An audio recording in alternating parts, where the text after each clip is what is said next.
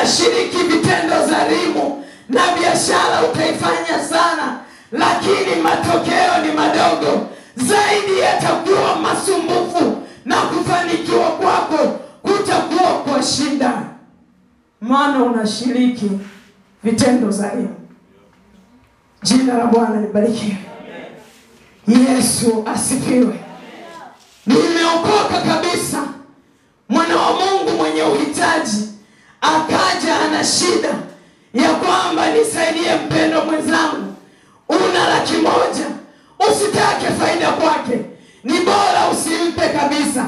Ikiwa ameomba kwa kukosa, unahisi ukimwekea riba atapata, na wewe ukichukua ile sehemu ya riba unahisi kutakuwa na ongezeko zaidi. Hata kama zitaongezeka hazitakutosha, maana kila kukicha mfuko unatoboka, uhitaji unaongezeka, wala hazikutoshi. Hata ukijipatia kwa njia ya udhalimu hazitakutosha kwa ajili ya matumizi yako, vile vitu vitapungua tu. Jina la Bwana libarikiwe. Yesu apewe sifa. Kuhani Ezra alichukua maamuzi magumu, kama tunaweza kuchukua mimi na wewe leo. Bado hatujachelewa, neema ya Mungu ipo hapa. Biblia inasema kwa harufu ya maji mti uliokatwa unaweza ukachipuka tena.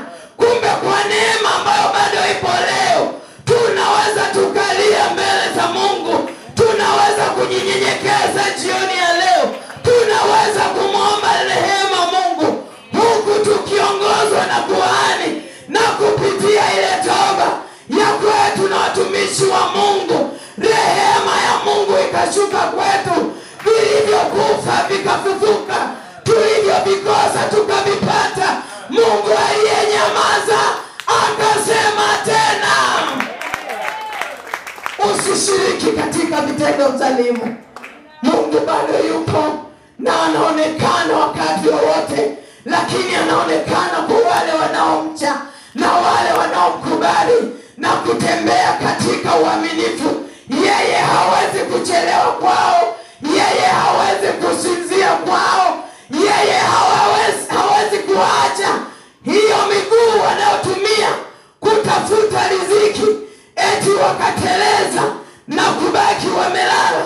Yeye atafanya upesi kuwawekea mlizi na kuwanyoshea mapito yao wale wanaokubali kutengeneza jioni ya leo.